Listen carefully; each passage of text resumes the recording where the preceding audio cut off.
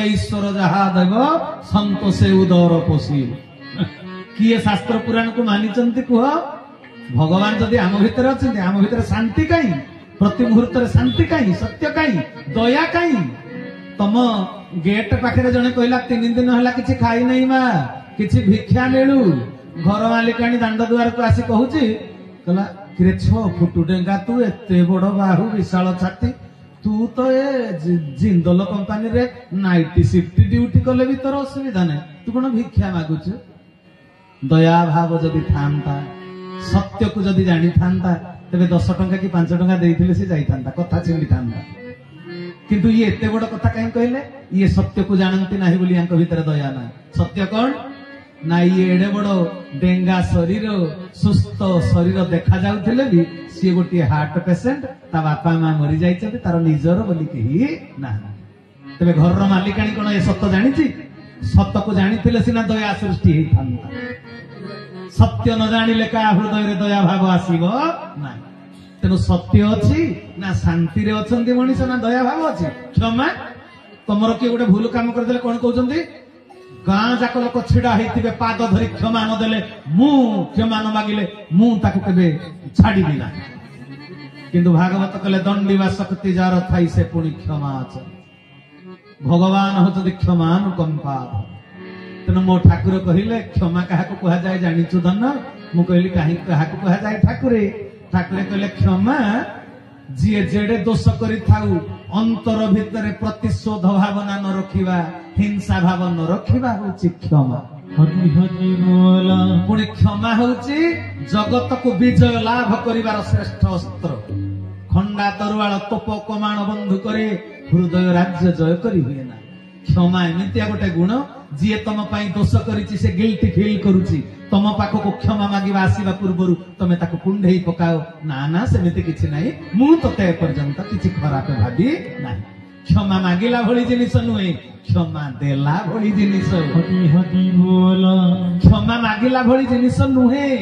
ମୁଁ ଗୋଟେ ଉଦାହରଣ ଦେବି, ଆଉ ତ ସମୟ ନାହିଁ। କ୍ଷମା ମାଗିଲେ ମିଳେ?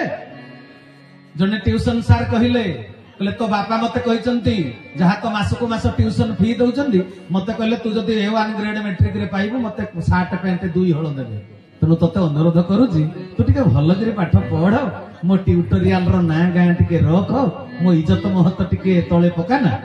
ପିଲା ହଁ ହାଁ ମାରିଲା, କିନ୍ତୁ ରେଜଲ୍ଟ ବାହାରିଲା ବେଳକୁ A1 ଗ୍ରେଡ କଣ ଫେଲ ହେଇଛି। ପିଲା ଫେଲ ହେଇଛି, ଟ୍ୟୁସନ ସାର୍ ରାଗିକିରି ପଞ୍ଚମ, ବାପା ରାଗିକିରି ପଞ୍ଚମ। ତାପରେ କିଛି ସମୟ ରାଗିଲେ, ତାପରେ ପୁଅ ଯେତେବେଳେ ଭାତ ଡାଲି ନ ଖାଇଲା, ମା କହିଲା ତା ବାପା କହିଲା ଡାକୁନ ତାକୁ, ଛୁଆଟା ତ ଆମର। ଆଉ ସାଙ୍ଗେ ସାଙ୍ଗେ ଟ୍ୟୁସନ ସାର୍ ଯେତେବେଳେ ରାଗିଗଲେ, ଛୁଆ ପାଦ ଧରି କହିଲା ସାର୍ ମତେ କ୍ଷମା କରନ୍ତୁ। କହିଲେ ତତେ କ୍ଷମା ଦିଆଯିବ ନା। ପୁଣି ଯେତେବେଳେ 15-20 ମିନିଟ୍ ଗଲା, ସାର୍ ବାଧ୍ୟ ହେଇ କହିଲେ ହଉ ଯା ଯା, ତତେ କ୍ଷମା ଦେଇଦେଲି, ଯା। କ୍ଷମା ତ ଦେଇଦେଲେ, କ୍ଷମାର ରେଜଲ୍ଟ କଣ ହେଲା? ପୁଣି A1 ଗ୍ରେଡ ହେଇଗଲା, ଫେଲଟା। ଯୋଉ ଫେଲ ହେଇଥିଲା, କ୍ଷମା ଦେଲା ପରେ A1 ଗ୍ରେଡ ହେଇଗଲା କି? ହେଲାନି ତ। ତେବେ କ୍ଷମା ମାଗିଲେ କ୍ଷମା ମିଳୁଛି? କ୍ଷମା ତ ସିଏ ମାଗିଦେଲା, ଇଏ ତ ଦେଇଦେଲେ, କିନ୍ତୁ ରେଜଲ୍ଟ କଣ? ପରିବର୍ତ୍ତନ ହେଲା ନୁହେଁ। ତେଣୁ ବୁଝିପାରୁଛ କଥା? ତେଣୁ ତାକୁ ବୁଝେଇ ଦିଅ, ଆଉ ଥରେ ଭଲ କରି ପାଠ ପଢ, ତେବେ ଯାଇ ତୁ ଉନ୍ନତି କରି ପାରି। ତେଣୁ ସତ୍ୟ ଶାନ୍ତି ଦୟା କ୍ଷମା କାହା ପାଖରେ ଅଛି ମତେ କୁହନ୍ତୁ? ତେବେ ଏବେ କୁହନ୍ତୁ, ନାରାୟଣ ଆମ ଭିତରେ ଅଛନ୍ତି ନା ନାହାନ୍ତି? ଆଉ ତାଙ୍କ ଗୁଣ ଯାହା ତ ଆମ ଭିତରେ ନାହିଁ, ତେବେ ନାରାୟଣ ଅଛନ୍ତି ନା ନାହାନ୍ତି? ଅଛନ୍ତି। କେମିତି ଅଛନ୍ତି? ମମୈବାଂଶ ଜୀବ ଲୋକେ ଜୀବ ଭୂତ ସନାତନ। ଭଗବାନ କୃଷ୍ଣ ଗୀତାରେ କହିଲେ, ଏ ସକଳ ଜୀବ ଜଗତ ମୋର ଗୋଟିଏ ଗୋଟିଏ ଅଂଶ। ତେବେ ଆମ ଭିତରେ ପରମାତ୍ମା ଅଛନ୍ତି, କିନ୍ତୁ ଅଛନ୍ତି ଅଂଶ ରୂପରେ, ପୂର୍ଣ୍ଣ ଭାବରେ ନାହାନ୍ତି। ପାୱାର ଗ୍ରିଡ ରୁ 440 ଭୋଲ୍ଟ ପ୍ରଡକ୍ସନ ହେଲା, କିନ୍ତୁ ଆମ ଟିଭିରେ 440 ଭୋଲ୍ଟ କନଜ୍ୟୁମ ହଉନାହିଁ। ବୁଝିପାରୁଛ ନା କଥା? ସବଷ୍ଟେସନ ରେ, ପାୱାର ସବଷ୍ଟେସନ ରେ ତାକୁ ବିଭାଗୀକରଣ କରି ମିନିମାଇଜ କରି ପଠା ହେଇଛି। ଯଦି ଆମ ଭିତରେ ପ୍ରଭୁ ପୂର୍ଣ୍ଣ ମାତ୍ରାରେ ଥାନ୍ତେ, ଆମ ଚରିତ୍ର କଣ ହେଇଥାନ୍ତା? ସତ୍ୟ ଶାନ୍ତି ଦୟା କ୍ଷମା। କିନ୍ତୁ ଆମ ଭିତରେ ଅଂଶ ରୂପରେ ଅଛନ୍ତି, ଆମର କାର୍ଯ୍ୟଧାରା ହଉଛି ଅଲଗା ଅଲଗା। ସେଇଥିପାଇଁ କରେଣ୍ଟ ଗୋଟେ, ଯୋଉ କରେଣ୍ଟରେ ମାଇକ ଲାଗୁଛି ସେଇ କରେଣ୍ଟରେ ବି ହାଲୋଜିନ ଲାଇଟ ଲାଗୁଛି, କାମ ଅଲଗା, କରେଣ୍ଟ ଗୋଟେ।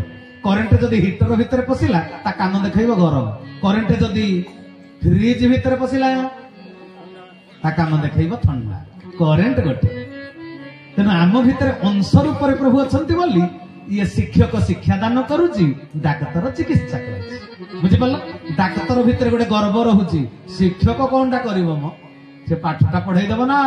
देह जदि खराब है डाक्तर नथिले बंची पारिबो ना।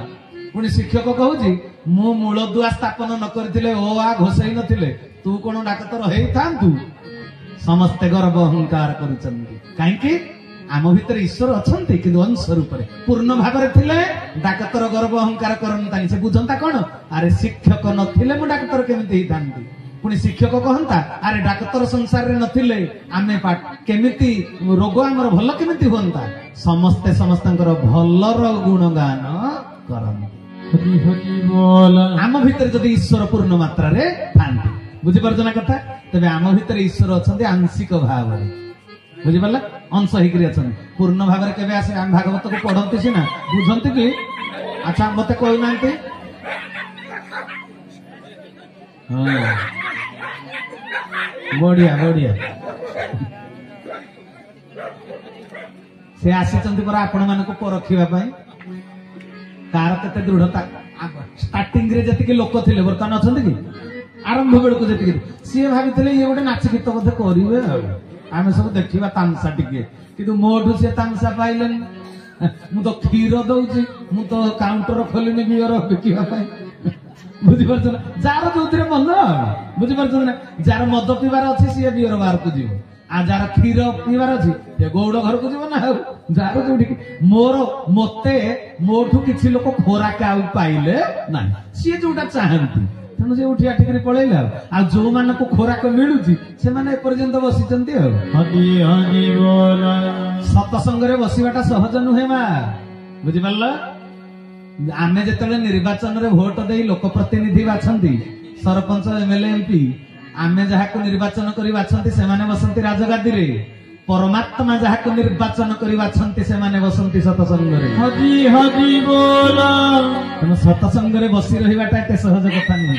तेणु जो माने एपर्यंत बसी रहिचंती से माने परमात्मा तांको बाछिचंती, निर्वाचन करिचंती। तेणु समस्तक पाद तळे मोर कोटि दंडवत। भूली आनंद कवार हजी हजी बो। मु जण को पचारले मु कहली कि रे साइकिल रे बसी तू कहला हां। मु कहली मोटरसाइकिल रे बसी तू कहला हां। मु कहली चारि चकिया कार रे बसी तू कहला हां। मु कहली ट्रेन रे बसी तू कहला हां। मु कहली बस रे बसी तू कहला हां। मु कहली उड़ा जहाज प्लेन रे बसी तू कहला हां। मु कहली सत्संग रे बसी तू कहला ना। सबु जाक पचारली हाँ मारिला, आउ सत्संग रे बसीचु कि नहीं पचारला कहला ना। कोन पई एमिति हैला कहिले? कोन पई कि रे अलगा गुडाको टंका रोजगार करिछ, टिकेट काटिले गाड़ी रे बसिलो कि निजे कार ते भी किनिलो, टंका द्वारा से जाई परछि। किंतु एटा भावग्राही जदि भाव न देबे तमे कोन सत्संग को आसी पारिबो कि? तेनु एठी बसिबा को हेले भावर संपत्ति दरकार। पुणी ट्रेन प्लेन बस रे बसिले ए पृथ्वी पृष्ठर गोटे जगारू मात्र आउ गोटे जगह को जाई पारिबो। सत्संग रे बसिले कोठु को जाके पहुंचबो जानिजो? कोठु को जाके पहुंचबो? भागवत कहिले सत्संग नाबे वसुदेव भगुधारो हे बुद्धे श्री गुरु सत्यम सनातन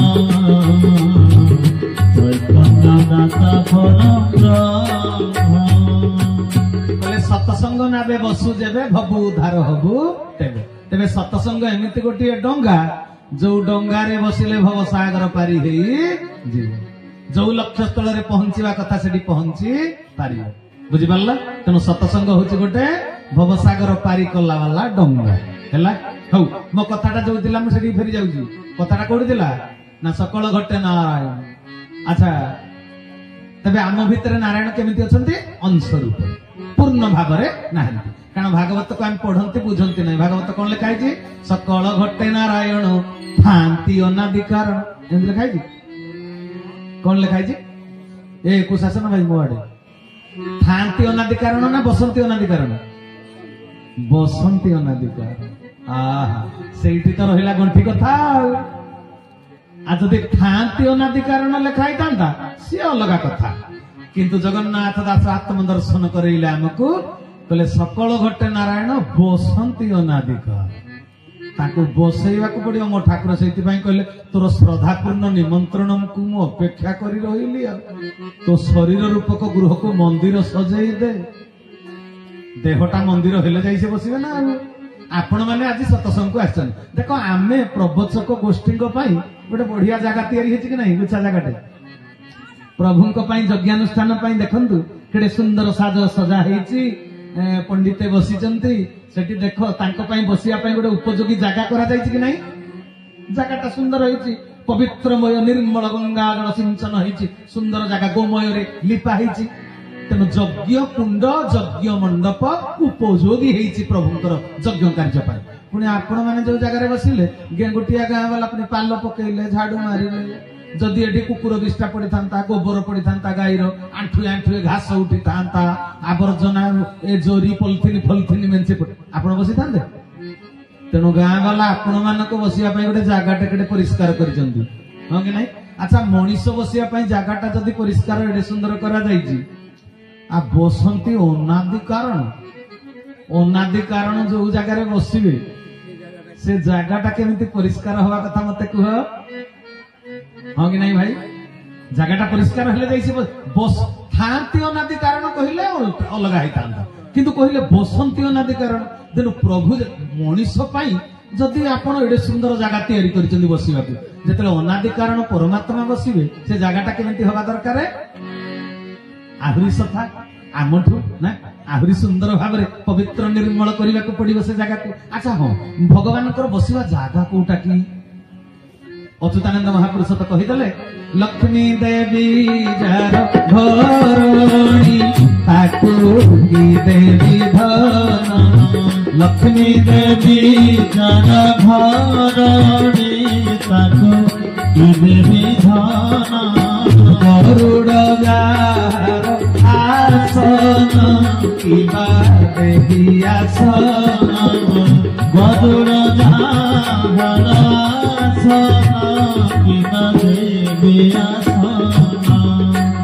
आसन हूँ गरुड़ आम कौ आसन दे संतुष्ट करवा राजस्थान जयपुर आसी मार्बल पत्थर रे ठाकुर घरे जो तैयारी कर विमान सागुआना काठ शिशु काठ तैयारी कर विमान रे से आसन पाती बसवे मो ठाकुर कहले आमे भाव भेलिकी न थाऊ आमे अंतरतम रे आसन माड़ी बसी था से कौटी बसंती ठाकुरे भागवत भी लिखा है कहले देवाधि देवहृद बसंती सत्व अनुवादे कहले देवाधिदेव कौटी बसंती भगवान तांको जागा होचे हृदय सिंहासन से हृदय सिंहासन रे आसन माड़ी बसंती आपण ठाकुर घरे जेडे बड़ आसन देले भी आपण खुशी होके तांको चित्र प्रतिमा को आसन रे स्थापन करी चंद किंतु सीए जो परमात्मा निराकार ब्रह्म सर्वव्यापक ताकू तुमे कोठी बसैबो हृदय रे बसैबा को पड़िबो अच्छा हृदयटा केमिति हेले जाई से बसिबे सफा निर्मल नहीं अभिराम परमहंस लिखि देथिले कहले हृदय निर्मल नोहिले प्रभु बसिबे नाही सूर्यंकर तेज बरसा मेघरे की दिशरी सूर्यंकर तेज बरसा मेघरे की